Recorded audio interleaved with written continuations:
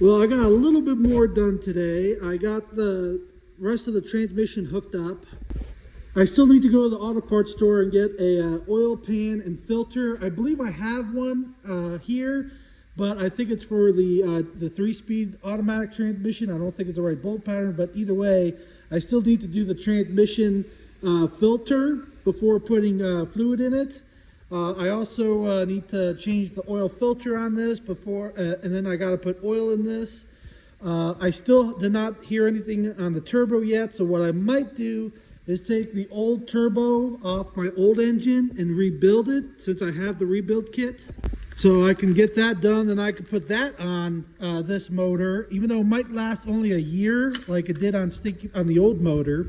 But that will at least make it drivable until I can get the kind of turbo I wanted to get is a roller bearing turbo. The turbo I have, that I used to have on Sticky Pete, was solid brass bearings that the turbine's shaft rode on. And I guess I was over spooling it or getting it too hot, and it wore out the bearings in it. So the new turbo I wanted to get has roller bearings in it, and it's also water cooled. So I wanted to tap into one of these water ports and to go into the turbo and then out to the return of the block. So that way it does not get too hot to melt the seals in the turbo. So that was the aftermarket turbo I was trying to get for this. I haven't heard from my friend yet, but that was the upgraded turbo I wanted to do. Yes, it's a very expensive turbo, but I need something to handle the heat of the exhaust burning this waste motor oil. And for how much I'm putting out the exhaust, I guess like my factory turbos, like they were going bad because they were getting spun too fast and over spooling them. So that kind of turbo would not over spool. You know, it's like 1,000 horsepower turbo I'm going to be putting on. What this is, maybe 500 horsepower is all I'm turning this up to, basically. Now I can definitely do 800 horsepower, no problem. If I change out the injectors and turn this pump up even more, like change out these pumps, you know, I could definitely push 800 horsepower, but the transmission is not going to handle it. It's only good for 800 foot-pounds of torque. At 500 horsepower, I'm already like 900 foot-pounds of torque going through that transmission. And the differential, I'm already going quadruple the torque was is from the factory. So if I was pushing like 800 through it right now, which is quadruple, if I put this up to 800, that's like 1,200 foot-pounds of torque through the trans, and like same thing through the rear differential, and that's like it just will not handle it, let alone the torque on the frame and motor mounts and stuff. I just don't think this truck will physically be able to handle 800 horsepower.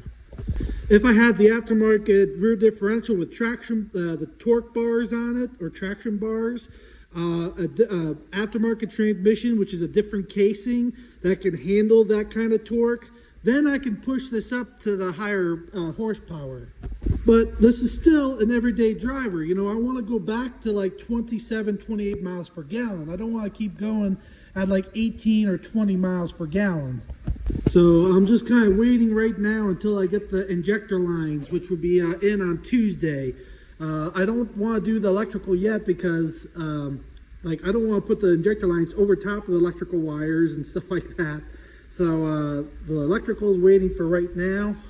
And I did not put the nose on yet because I like it when it's like this, where I can easily reach everything on the back of the motor. So I want to get all that done first before putting the nose on. So pretty much just get it together, do a nice test run, get everything primed up, and then I can finish putting the nose on. So I don't have to do much to the wire harness. So this temperature gauge, I got to extend so it can reach to the sensor in the back of the head.